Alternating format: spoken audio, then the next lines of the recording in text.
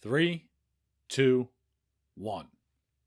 Welcome to Bellwether. Thank you for joining this week. I'm doing an extra episode. This was not included in my original plan for the editorial calendar, but I'm so damn excited about this television show that I wanted to do an episode on it. I'm going to talk to you today about Ted Lasso. And I'm a little late to the Ted Lasso game.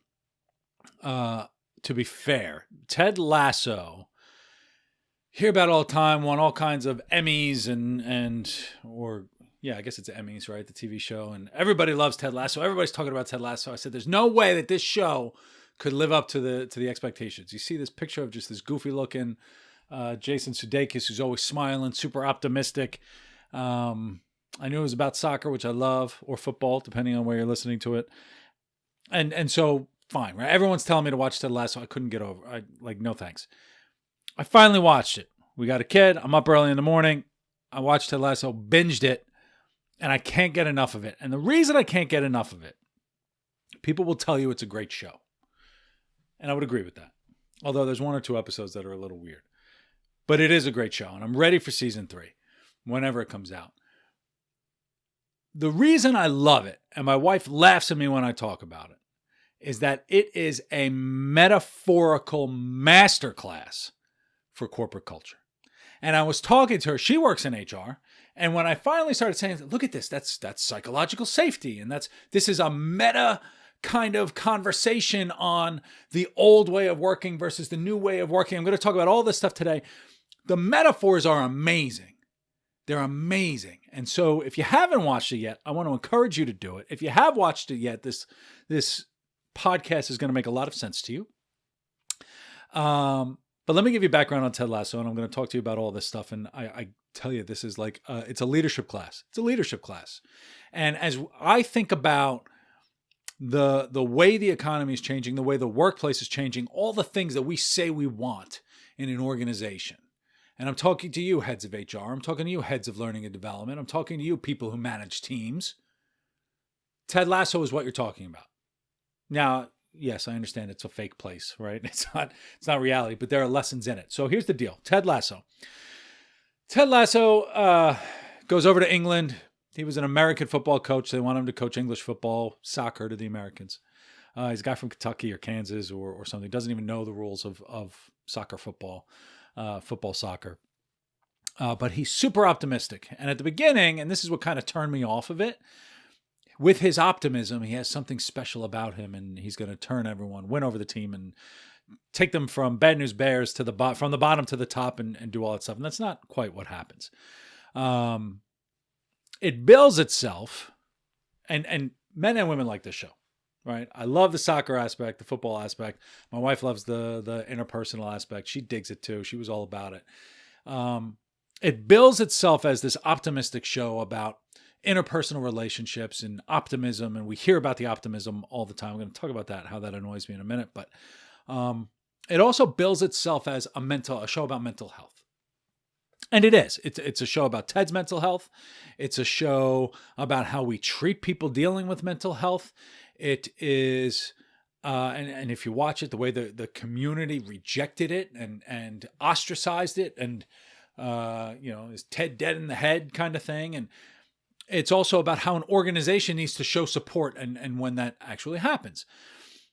And so we'll talk about the mental health aspect in a minute. I keep telling you we're going to talk about this stuff in a minute, but I'm just so excited to talk about Ted Lasso, which I don't get. I don't watch television, right? The shows that I binge, the last 2 shows, I think I've watched all of them, are Letterkenny, which if you don't know Letterkenny, there's a unique audience for Letterkenny, but it's phenomenal and it's outrageous. So Letterkenny and the A-Team back in the 80s. Those are the 2. Those are my 2 shows. Like everything else, I watch a little bit of, Seinfeld or Family Guy, or, we tried House of Cards and Homeland and all these other ones for a little bit. I watched a little bit of The Sopranos, never really got into it. That's not really my thing. Ted Lasso, I'm into it. Here's the ultimate metaphor. It is a meta symbolic conversation. It's a story of good and evil, really. It's got the positivity, kindness, patience, other soft yada yada stuff. But this is a good versus evil old versus new meta story, right? It's the story of the evil, social commentary on both acceptable and productive workplace behaviors. It pits the previous regime, the previous workplace, the old, symbolically toxic, symbolically male-led and dominated industry and team, the rich billionaire guy who's a playboy and treats other people, manipulates them. It's manipulative, focuses on power. It's all of that. It pits that old, right? You look at it and say, that's evil, right? You love to hate them, versus the new. Symbolically, it is, it embraces psychological safety, which is led by Ted, and I'm going to explain that in a little bit. I've talked a little bit on the podcast. It's female-led. It's radically transparent. It gives space to saying, you know what, everyone has a voice, and your voice has meaning and value, but make sure you choose your words so that they're in the way that you want them to be communicated, and we give people the space for that. It's focused on people, not power. And it's really an old way versus new way that organizations should be run. Symbolic to the core. And as we're putting together our plans right now, I mean, this is what, the end of 2021, we're coming out of the pandemic, might be going back in. We keep talking about this great resignation reshuffle. What we're seeing is people leaving the old regimes and going to these new regimes, these new places that are encouraging this type of work, that are encouraging you to have a voice, and where they finally feel heard, right? When we think about what people are looking for, they're not looking for this crazy stuff. They want to feel heard. And they want to have a voice, and they want to have impact, and they want to have influence. Last week I talked about influence without having authority. That's what people want. And if you take a look at Nathan, it was what he was craving on this show. Nathan was craving influence, and they brought him in, and he was one of the most valuable people. I don't want to give out spoilers, but he was extremely valuable. And then, Nathan, watch the show, you know what I'm talking about. But as we put together our plans, today was supposed to be a put together your plan for next year, beginning in December, yada, yada. I'll save that to the end of the month. We're thinking about how the economy is shifting. The workplace is shifting. There are significant lessons that we should be embracing right now. We are at an inflection point for the workplace. From a cultural, organizational standpoint, are you supporting your people? And do you have their back? And do they feel and know that you have their back? Whether it's from mental health initiatives, which everyone is dealing with. Everyone has some kind of mental health thing they're dealing with. Whether and tomorrow on LinkedIn Live, I'm talking with David Jacques of We Do, talking about men and mental health and all of that stuff. But are you culturally and organizationally there for your people? How are we teaching from a learning and development standpoint? How are you teaching people to have the difficult conversations that nobody wants to have, from a developmental standpoint, from a making you better standpoint?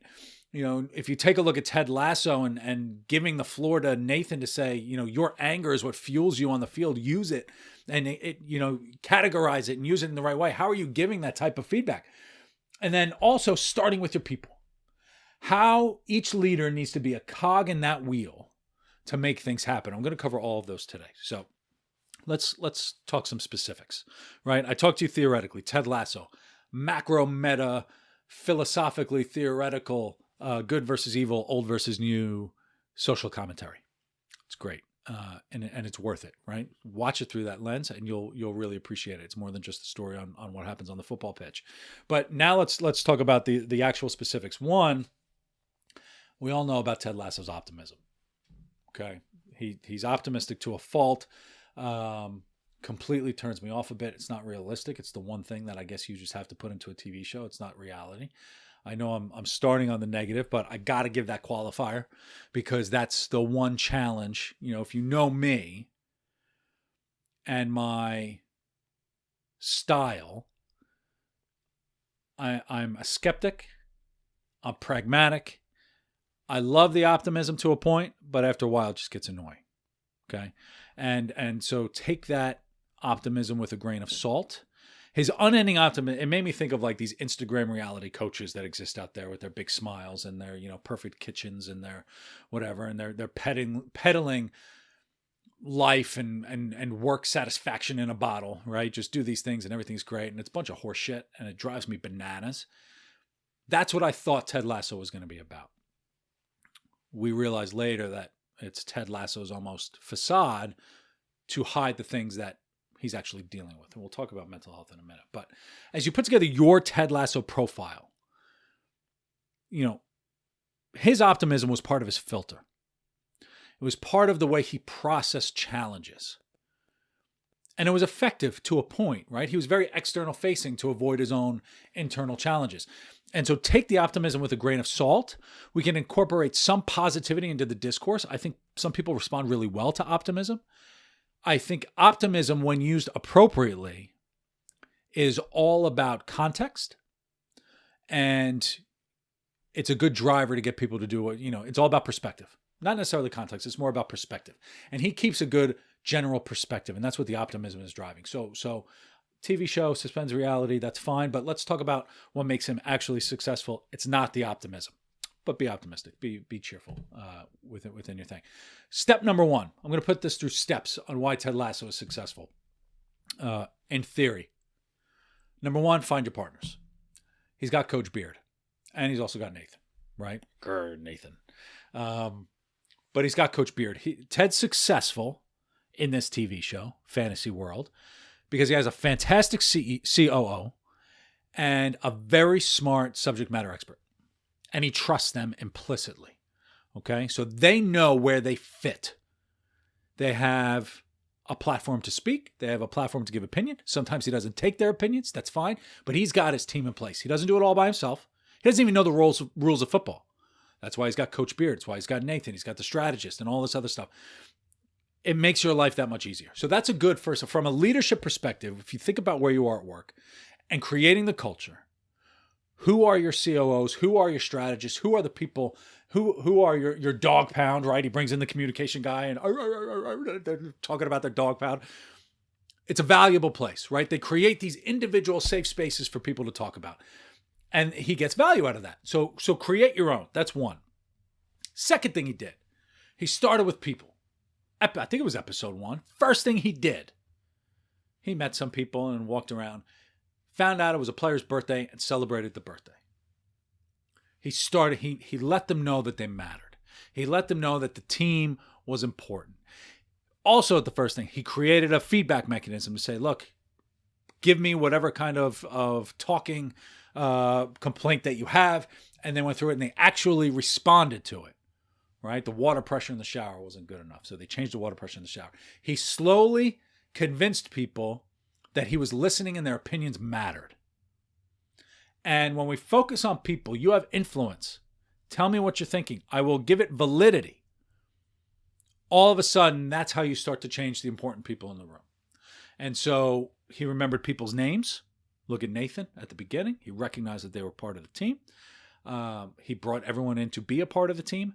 And he started to dictate from a people perspective what was important, because they ultimately make the decisions on the field. They ultimately make the decisions. He's standing on the sidelines. If he wants people on the team to execute, they're going to have to implicitly trust each other. He was trying to build that community. He started with people. So that's great. By starting with people, he focused on communication and psychological safety. Now, what is psychological safety? I've talked about it on the show. Psychological safety is creating this culture where people can provide feedback, ideas, conversation, whatever, without fear of humiliation or repercussion. Okay? Sounds great on the surface. I think psychological safety is a very soft term. When I talk to clients about psychological safety and they never heard of it, they think that this is the most dumb, ridiculous, soft thing on the planet. So I don't like the term psychological safety, but the meaning behind it makes perfect sense. And most people, when you explain it, say, yeah, okay, that's great. How do you actually get all levels of the organization to voice their value? And that's where Ted was very good. Ted created a safe space. If you watch his conversations with people, he would ask a question. The person looks at him like he's crazy, but he just slowly, unassumingly waited for the person to answer. No judgment, no anything, right? It was just, let me ask you that question. He looked at them, waiting for an answer. And then the person said, oh, okay. And they give the answer. And all of a sudden, it works, right? And this impact went beyond the team. This impact went all the way up from ownership, all the way down to the people cleaning the locker rooms. The owner of the team was teaching an assistant coach on imposter syndrome and everything. Like, this was a psychologically safe. Everybody had a voice. Everybody was bringing value. And it was great. So that was significant in terms of when we think about culture that we're trying to build. Culture means a lot of shit. Culture means a lot of things. Everybody's talking about culture. The culture, the people that are leaving your organization are going to the other organizations, are going to this place where they're valued. Organization has your back. Leadership has your back. I think of Ted talking to Grumpy Roy, saying he said to him, "I've got your back." It blew up in his face, but it's true, right? And he had the support. And they got to where they needed to go because they had the open communication. People dropping F-bombs and being frustrated, that's fine, right? We all vent and communicate in our own different ways. But when we think about people first, finding our little committee and psychological safety, that is your masterclass for driving your culture. And it's the filter through which you should be driving and building your new organization for the new economy. So now let's talk about Ted. I know we've been talking about Ted as a show. Let's talk about Ted as an individual. Ted Lasso's got problems, and he doesn't want to address them. And so that is also a lesson for you as a leader. Whether it's his own insecurities with another expert coming in that he had to deal with, his own psychological challenges from his history, which they go into. I don't want to do that. Get into that. His issues with anxiety. He bottles them up, which leads to challenges later. And his attention on others is almost like his default mechanism to hide, so he doesn't have to address his own personal challenges. Season 2 ends with him saying, "I want to have a conversation about mental health in sports." I didn't just spoil anything for you, but that's kind of how it ends, right? And it's something that, we all talk about mental health in the workplace. And it was, like I said before, like my most downloaded podcast in the pandemic, Why I Quit Drinking and My Dark Place, and what Iron Man told me about a dark place. People don't know how to have these conversations. And so they ignore the conversations. Mental health is a big issue. And when I say it's a big issue, it's not because it's an important issue. It's also, it encompasses so much, right? Whether it's drug use or alcohol abuse, whether it's anxiety, depression, stress. You may not have problems with drugs or alcohol, but you might know someone who has problems with drugs or alcohol. We have stress at home. We have all of these things. Mental health is like this massive, it encompasses everything. And nobody wants to talk about it. But the only way to actually address it is to have these conversations, to recognize, say, hey, I'm dealing with the same thing. And it's okay to talk about it. And when we find the support, as someone who dealt with his own challenges, I'm talking about now me, the more you talk about it and can logically articulate what it is you're challenged with and dealing with, all of a sudden it becomes something you can tackle or that you can address. You have to release that lever a little bit. You have to let the valve go and let out some of that pressure, or you're going to implode. And so, Ted's got his failures. He's got his losses. He's dedicated to making the people around him better, almost to a fault because it hurts him. But it's exactly what a coach should do. It's the people around, regardless of the scoreboard. Now, you still have to get wins, right? And he has that little realization that you actually need to win sometimes. But by making your people the best that they can be, that gives you the best actual chance to win.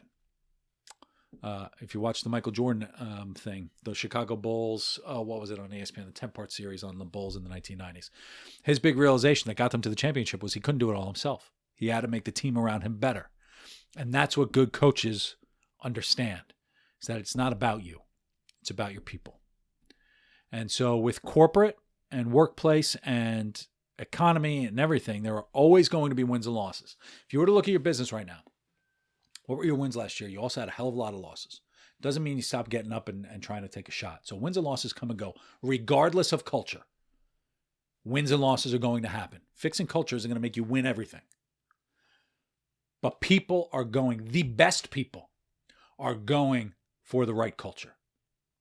And the best people are attracted and aren't going to put up with the shit of the old toxic workplace anymore because they don't have to. Right? We're not beholden by geography anymore. We're not beholden by, where we are and what's difficult. We can work from anywhere now. And the best people are going to those places that have the right culture in place. That, when you get the best people in the right culture, all of a sudden your wins are going to double your losses. That's how you stack your deck, by attracting the best people. And so if wins and losses are going to happen anyway, you might as well really want the best people around you. You're going to want to like the people you work with. You're going to want to like going into work. You're going to want them to like being there, because it attracts the very best people, so that you better your chances of hitting a home run or scoring a goal or whatever it is that you want to do. So this is bigger than Ted Lasso, is bigger than the team. It's bigger, like it was part of the community. The community went behind it.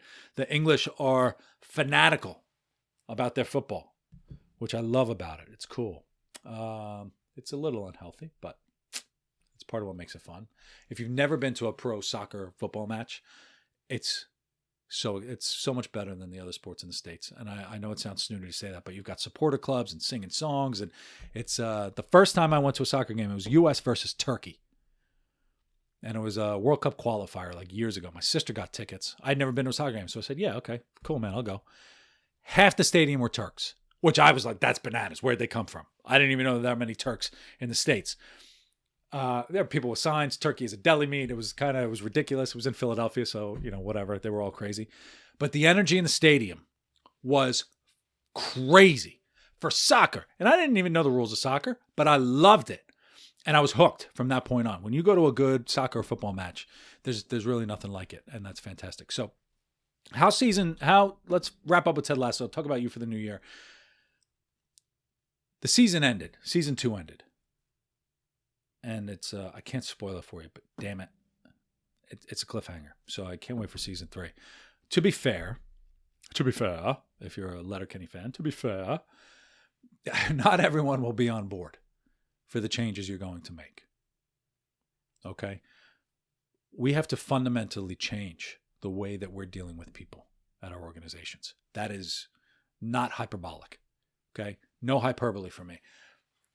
You are going to have to change the way you do things. We're going to have to change the way we treat people. We're going to have to change the way that we communicate. And we have to teach them how to do it. Okay? This is a tall order. This isn't something like let's dust off something from the late 90s.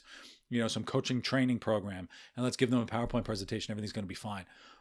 My clients are coming to me. This is fundamentally different than anything we've ever done before. And it's working, okay? But you need the right people to implement this. By the way, that's me. We're going to see a big battle in season 3 on Ted Lasso. You're going to see, as you see at the end of season 2, not everyone's on board with the changes that happen. Not everyone's on board with this egalitarian, everyone gets a voice. Some people want to shine a little too bright. But there is a bigger picture than ourselves. And people are going to fight you on it. And as you take a look at the culture leads. Okay, your people are going to lead you. And some people aren't going to fit. And it's addition by subtraction at that point. So think about the culture that you wish to drive. And if you're not CEO of your organization, let's say you've got a small group, you can do it within the context of a bigger company. Okay, this isn't, don't just sit and wait for the CEO to wake up and do this, right? If the CEO is running their own kind of agenda and you run HR or you run sales or you want marketing, whatever, do it in your organization, right? Your group. You have people. You can start to make these changes in the way that you wish to work. We just have to commit to it. And we have to embrace it. And we have to give people the feedback mechanism, the feedback platform, so that this becomes a conversation. That's the only thing that's going to save your organization to get the best people coming to you. So let's take our lessons from Ted and the crew. If you haven't watched it, binge it over the holidays. It's catchy. It's pretty catchy. There's 2 weird episodes. That I didn't really care for, but like backstory and all that stuff. I get it, character development and everything, but it was a little too odd. But that's later, right? You'll know when you see it. The rest of it, you're like, hell yeah, I want to be in. Create that culture of transparency, honesty. It isn't easy. We have to remember where the other people are coming from, right? Go back and listen to my podcast on how to communicate, how to give feedback. We have to understand where people are coming from. How does, if you're the owner of a firm or the CMO or chief operating officer or whatever, a low-level person, do they feel comfortable giving you that feedback? That's an anxiety-inducing thing, potentially a career-ending move. How do you teach them how to do that in the most effective way? That's your responsibility. Okay? I can teach you how to do it. I can teach all you people how to do it. I can teach everybody how to do it, right? That's why I'm here, damn it. But it's certainly a top priority for you. I'm telling you, this is a top priority for you in 2022 and every year beyond. So do that. Watch Ted Lasso. Thank you for listening. And as always, I'm here. Follow Twitter, Instagram, YouTube. I'm on Clubhouse. All the social media things. I hate social media, yet I'm on all of them. Bellwether Hub. Follow me on those.